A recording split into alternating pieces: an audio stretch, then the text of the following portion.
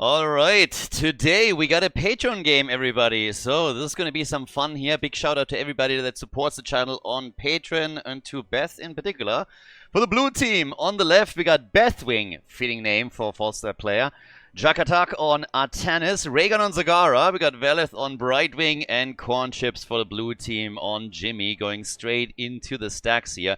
No real main tank, so Artanis has to pull double duty over here, as we have Brightwing also represented over on the right side in this quick match with Wild Pants on the hero Zenbone Sakura, so apparently a Bleach fan on Kel'Thas. We got Horse Runner on Imperius, we get an Azebo with Big Bob 3000, and or No Yang on Murky. Alright, so let's get this party started. Imperius against Artanis is essentially the main battle at the front line. Murky could probably be counted into that mix as well, but we're going to let that slide for now. We're on Hanamura for this one, and I think this is going to be fun. We got a Toad build with stacks for Nazebo. Couple of choices still that we're waiting for here, but with Jimmy, for example, going straight into stacks on level 1, he definitely needs to try and get some of these auto attacks connected. If they get Lazebo into the late game, then the red team might have an advantage here, and there comes the kill against Jimmy. Yeah, that's basically what happens if you don't pay attention to where you're running. Oh, Artanis also nearly in trouble here. Went, by the way, onto the Protector of Aiur, level 1, and gets a bit of an assist here from Brightwing too. Solo lane up at the top. Zagara going up against Murky. Now that should be a pretty tough one for Murky if played correctly by Zagara. So Raygun is probably going to be able to win this one for the blue team, at least initially. Oh, and the front line going down. Yeah, Artanis gets wrecked by Brightwing. That is just adding insult to injury, honestly. If you're already dying to a 4-man ganking up on you, then at least you want to die to somebody manly like Imperius or maybe even Nazebo. But Anduin or Brightwing, that's essentially just like an insult at the end of the day. So, another double lunge. Oh, Imperius going ham over here. And they're targeting Jimmy immediately, but Falstad also barely saves himself with a quick dash out. They're pushing hard. I mean, the red team is really starting to get a bit of an early lead. Brightwing is actually able to get away here. That was clutch. I was the entire time just waiting for Gravity Labs, a lunge, or even just Brightwing interrupting this. None of that happening. So, yeah, it stands with 2 kills to 0 right now here on Hanamura in our little match. We get the stacks for Nazebo also slowly coming together. Problem on Hanamura. Oh, ho, ho, ho! The money swap! And that's a kill, isn't it? Horse Runner goes down. Artanis just teeing the team up here with a massive swap and allowing them to take the front line of the opponent's team out. First kill now for the blue team. We have 1 kill to 2 as the game progresses, and we're slowly getting towards the first objective. But I was about to say, we have on level 4 now, Energy Royal for Kel'Thas, we're getting Dream Shot for Murky, 23 stacks by now for Artanis with the auto attack. Jimmy really having a bit of trouble here. He has essentially only 1 target at the bottom lane, and that's Imperius. And whenever he moves out a bit too far, there's always the threat of the red team just simply coming in for some CC, with Nazebo following it up with a zombie wall and then essentially isolating him from the rest of the team. So it's going to be a bit tough for Jimmy, at least initially. The top lane, on the other hand, Murky is now starting to push this. The Sentinels are out, and the blue team is focusing on the objective, trying to get the payload delivered here, as the front line has a clash once again. And a little bit more auto attack damage here consistently for Artanis right now. We'll see if he's going to get enough together to make the impact in the late game, but they're coming in for Imperius, and they get the kill. Nice. Imperius down. And that's a bit of a problem, honestly, for the red team. If they lose Imperius, they obviously don't have a front line there anymore either. Jakatak again coming straight in with a swap attempt, but also need to take the turret out. Zombie wall still, Nazebo, they're all just trying to stop the payload from being delivered, but there's also a big push at the bottom of the map from the blue team. More stacks now against Nazebo, and there's the attack and the kill. Nazebo goes down as they're dashing after Brightwing, trying to take the Fruit Flight out as well. Bot lane, the entire wall already destroyed, so big value here, and the objective also delivered with more shots being fired. So the blue team all of a sudden able to pull a little bit ahead as Imperius is back to business and is instantly trying to assist the team here. In the meantime, also another kill. We had Artanis coming straight in for Murky and stacking his level 1 a bit further. Not doing too bad there at all, by the way. We're 4 minutes in, he's sitting at 86 stacks. Falstad on 21. Nezebo, on the other hand, he has that problem that the lanes are just not close enough together that he can soak on multiple lanes. So for Big Bob over here, this is not looking too great. Gets pinged by the team immediately. They want a team fight. He's holding the bot lane. I'm not quite sure if the red team made the right choice here, attempting to invade, and Imperius is immediately experiencing that. They go for Brightwing, take him out too, and Kel'Thas is getting wrecked as well. And I'm sure they blamed Nezebo for it. To be fair, it could have been murky down at the bottom of the lane, but somebody needed to go there and deal with this. So forcing the team fight at the top, definitely a bit of a misstep from the red team. And everybody that we have here on the blue team side immediately followed up on that and did work. Artanis at 140 stacks. I mean, he is really the one that capitalizes on the situation the most. Even Jimmy isn't able to stack this quickly. He's only sitting at 14 on level 1. But Artanis has been able to just go ham in every single fight with those auto attacks. And he wasn't fully focused by the opponent. So this is actually threatening to become really impactful in the later stages of the game. By now, the blue team has pulled ahead by roughly a level. And they're about to take that fort at the bot lane out. Kel'Thas with some nice damage here, but he has only 10 stacks. And ooh, Falstad dying. Yeah, that's a little bit of a setback. And finally another kill for the red team as they're trying to bridge the gap in experience here. Blue team will soon get to level 10 though. But they're once again being chased. Artanis could start to come in here. Nezebo already anticipating the move though. And Big Bob. Okay, now they have him isolated. This is not gonna go well for Artanis. Even with the spiders being missed here, he's just buying time. Just trying to run. Dodging another one. Could have... He swaps out! You gotta be kidding me! He actually gets out! Brightwing could have helped out the entire time and was basically just thinking, I'll wait. I don't want to die too. So the swap, absolutely perfect. Glorious escape here from Artanis as he's able to get out and the red team is just sitting there and is pretty sad about everything that just played out there. So yeah, unfortunate for them. Now, at this point in time, of course, level 10 is about to kick in, so it's going to be the next big one.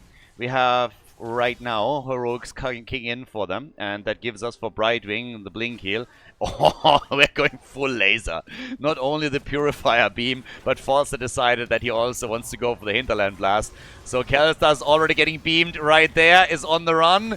I expected a bit of a follow-up from the rest of the team, didn't get any of that. Zagara coming in trying to get the kill, but that did not quite play out for them.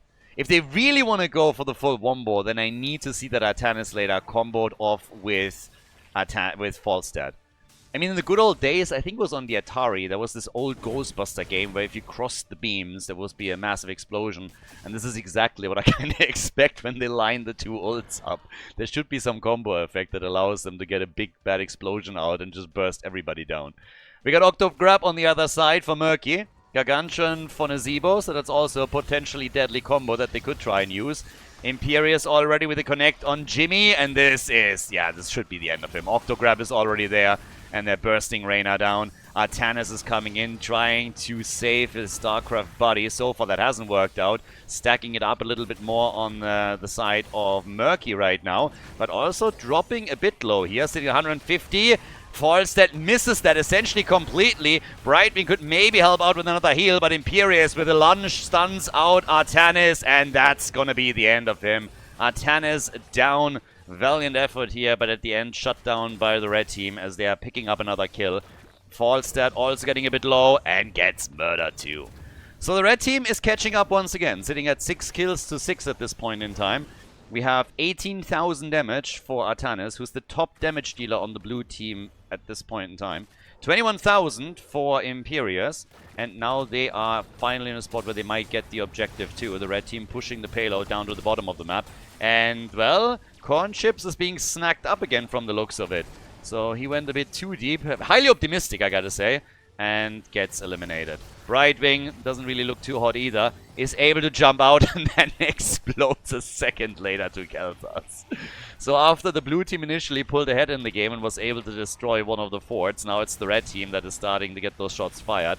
All towards the top of the map now, as the two tanks are fighting it out again. And as long as there's only 2 tanks battling, this is actually not too bad for Atanis, because he can stack his level 1 further. The problem really arises when we have more heroes of the red team signaling that they're not respecting the 1v1 and are starting to attack. So Atanis dying again here. Bit too aggressive. Murky, by the way, going straight into the rejuvenating bubble on level 13. Nazeebo, I don't see a world in which he is ever going to be able to stack his level 1, so I don't think that Viral Infection is going to be a threat throughout this game. 14 stacks on the Toads too, not really something to write home about. You're not going to make your parents proud with this one.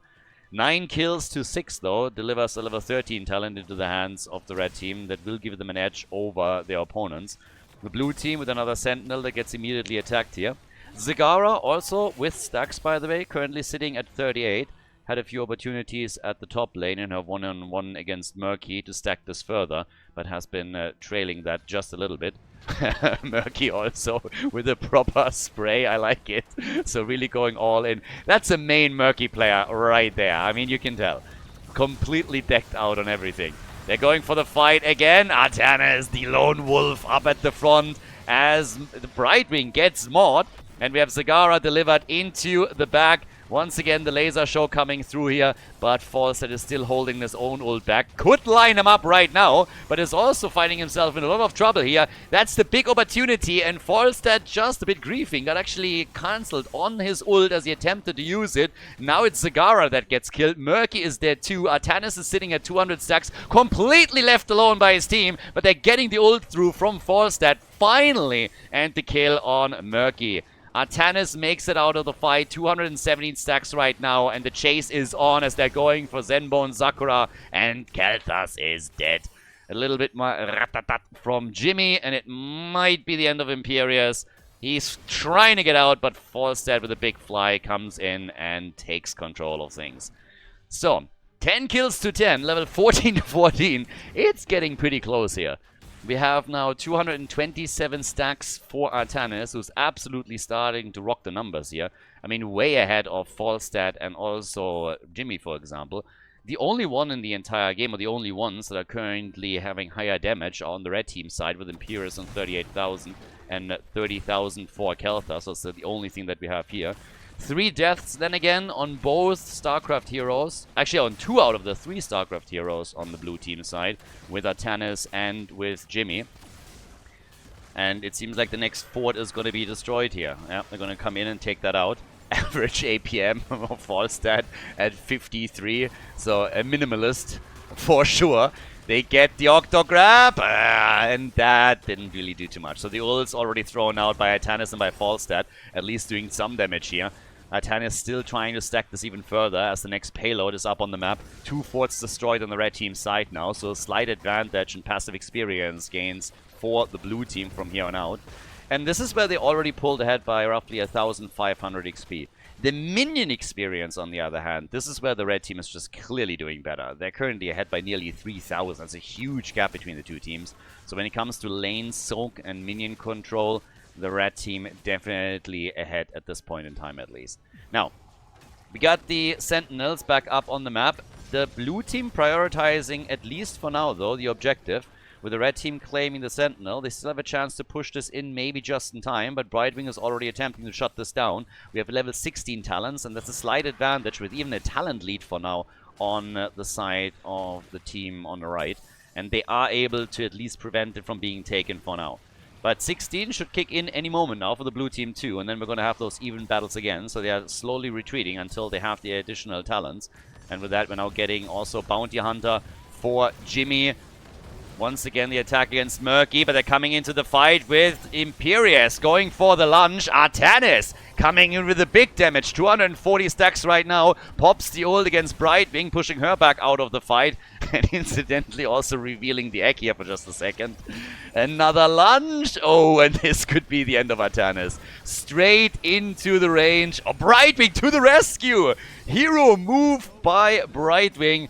Atanis still alive, but maybe not for long as, yeah, Imperius and Nazeebo both shut him down here. So 11 kills to 10 now. Atanis gone, 245 stacks. 60 stacks for Zagara on level 4, so she's also slowly starting to get there. Maybe Jimmy, bit low with only 29 on his level 1, but he's also, of course, scaling into the late game, and this is really a threat for the red team. Normally, you'd argue the exact opposite point. You would be looking at this and thinking about Nazeebo on 20, but since he's not been able to do a great job on his baseline, Vile Infection is just not going to be a threat anytime soon. Zagara's taken over the top damage on the blue team side with all of those stacks on her serrated spines. Makes perfect sense here, of course. Imperius still second highest damage, Atanis second highest damage dealer on the blue team. Imperius top damage in the game. They have also the global factor with Falstad, so Bethwing can actually start to push this out at the top and attempt to get some added value with maybe pressure against the keep itself. We have Zenbo and Sakura in some trouble down at the bottom of the map. Brightwing once again just trying to run away. And the kill against Kelthas. Falstad flying in at this point. Could get the hit. Nice move. Shuts them down. And with Zagara's help, they're getting the double. They're getting the triple. They're getting the quad kill right there. Nicely done.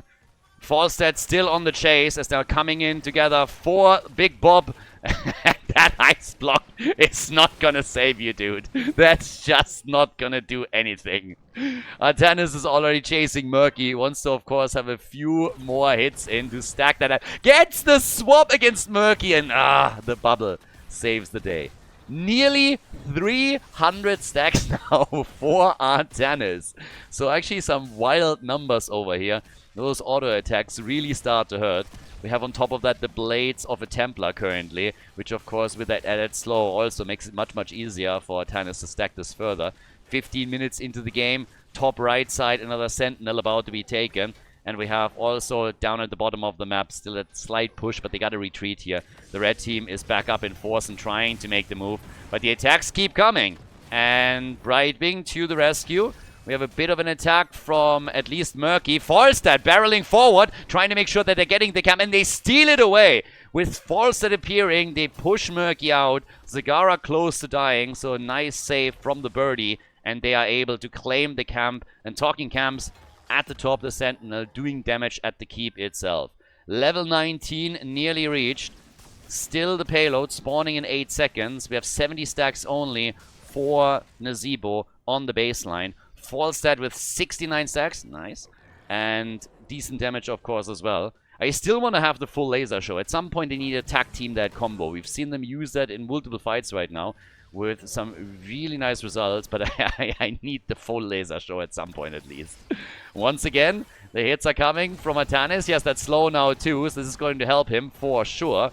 It's, on the other hand, immediately attacked by Imperius. But those auto attacks are doing work. 43,000 damage now for Atanis. With all of those opportunities that the red team is giving him, he's starting to become an actual monster over here. The swap against Kelthas, and now he might be in some serious trouble here. The damage is coming through. Nazeebo's on the run. There's the laser right there. Line him up, baby. And they get the hits in. Nice move from Falstad, just not resulting in a kill yet, but they get the objective, completely push them off, get the shots fired. The keeps are about to fall here. Level 20 nearly being reached. The blue team absolutely running rampage on this one. They get the kill on Imperius, and it's now just basically a cleanup job for them. Level 20 kicks in, 350 stacks for Atanis. He's becoming an absolute damage monster. Falstad, I like it. Epic mount on 20. Really preparing to rush around the opponent whenever they can. And then on top of that, here comes the attack against the core. 17 kills in, and this is likely going to be the end of it. With 50,000 damage, Atanis trying to get the top damage in the game as well. Still a little bit shy of that, but he's currently sitting at 361 stacks. The core already falling. We're down to 63%, but the blue team has to actually back off here for just a second. Atanis coming in again, looking for the kill, looking for Brightwing. That's exactly the target that they need to go for here. And unfortunately, Falstad still on cooldown on his ulti. That could have been another dead fruit fly. Murky goes down. The laser pushed them all back. We're looking at nearly 400 stacks for Atanis. And this is game. Nicely done. The blue team with 17 kills, 211 taking the victory on Hanamura and showing those boys on the right side how it's done. GG, well played. And the birdie with the MVP of the game here. Nicely done and well played.